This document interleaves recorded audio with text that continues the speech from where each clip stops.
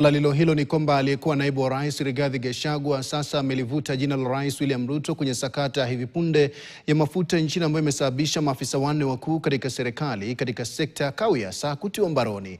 Kulingana na Gachagua, Rais William Ruto alikasirika baada ya kutohusishwa katika mkataba wa uagizaji mafuta ambao unaweza ugharimu wa Kenya shilingi bilioni 4 katika mkataba ambao maafisa hao wanne wakuu wa kawi wameshtumiwa kwa kuagiza mafuta duni, bei ya juu na kusababisha pia uhaba ili kukwepa njia za kawaida za ununuzi. Kama anavyoripoti mwanahabari wetu wa masuala ya siasa Chris Thairu, Gachagua ameweka lawama moja kwa moja mlangoni pa Rais William Ruto. Huku Wakenya wakiadhimisha sikukuu ya Pasaka, macho yote yalielekezwa katika sekta ya kawi nchini, huku maafisa wanne wakuu katika sekta hiyo wakikamatwa kwa madai ya kudanganya ili kuibua dhana potofu ya uhaba wa mafuta iliyonuiwa kuhalalisha dharura uigizaji ya moja kwa moja wa mafuta ya nje ya mfumo uliowekwa wa serikali hadi serikali, yani G2G.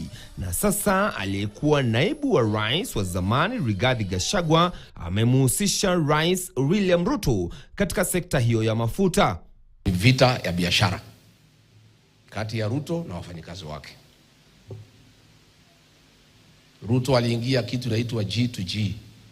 Hii biashara yote ya mafuta ndio anafanya kupitia kampuni inaitwa Gulf Energy na ingine inaitwa Starbex. Tangu tuingie serikali ametengeneza faida zaidi ya 1.5 trillion.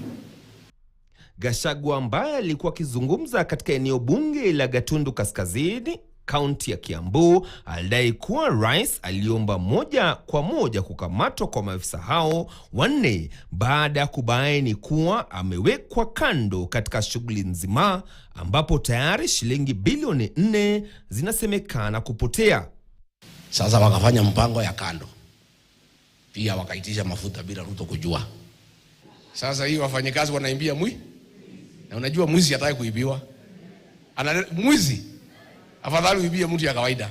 Mwizi anasikia uchungu sana ukimuibia. Gachagua ambaye pia ni kinara wa chama cha DCP alidai kuwa kulikuwa na njama ya kugandamiza wapiga kura wapya katika maeneo ambayo tayari imeanza kupinga utawala wa sasa, akisema kuwa vitambulisho vinacheleweshwa.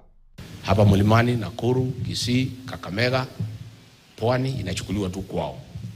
Tunataka kumwambia Registrar of Persons, we'll have a meeting tomorrow. If you don't stop discrimination and issue IDs to everybody, we shall request Gen Zs to occupy your offices across the country. Wanasiasa wakuu katika muungano wa upinzani wanatazamiwa kukutana Jumatatu ili kujadiliana kuhusu njia ya kusonga mbele na kuhakikisha kuwa Wakenya zaidi wamesajiliwa kama wapiga kura wapya. Chris Thairu, KTN. Na mtazamaji, kufuatia taarifa hiyo ya Rigathi Gachagua ni kwamba idara ya upelelezi nchini